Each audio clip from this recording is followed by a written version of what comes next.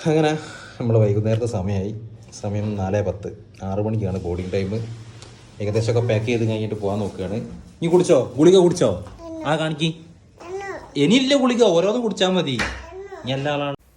അങ്ങനെ നമ്മൾ നേരെ റൂം വെക്കേറ്റ് ചെയ്ത് ഇവിടുന്ന് പുറത്തൊക്കെ ഇറങ്ങി നിന്ന് ഈ പുറകെ കാണുന്നതാണ് നമ്മളെ കൂടെ പരപ്പനങ്ങാടിയിൽ നിന്ന് വന്ന ടീം.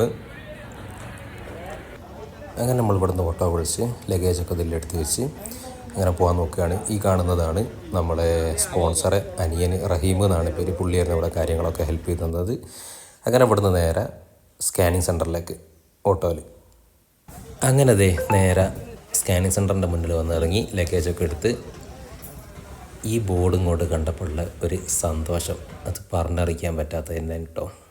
അങ്ങനെ ആയിഷുവിന് ഒരു ടോക്കൺ എടുക്കണം എന്ന് പറഞ്ഞ് അതിന് വേണ്ടി ഇവിടെ അങ്ങനെ ക്യൂ നിന്ന് ഇതിനുള്ള കൂടെ കിട്ടിയില്ല. അങ്ങനെ ലാസ്റ്റ് ഈ പോകുന്നതൊക്കെ ഷിപ്പിലോട്ട് കയറാൻ വേണ്ടിയിട്ടുള്ള ചെക്കിങ്ങിനുള്ള അങ്ങനെ നമ്മളെ അവസരവും വന്ന് നമ്മളും ലഗേജും സാധനങ്ങളൊക്കെ ആയിട്ട് ഇങ്ങനെ ക്യൂവിൽ നിൽക്കുകയാണ്.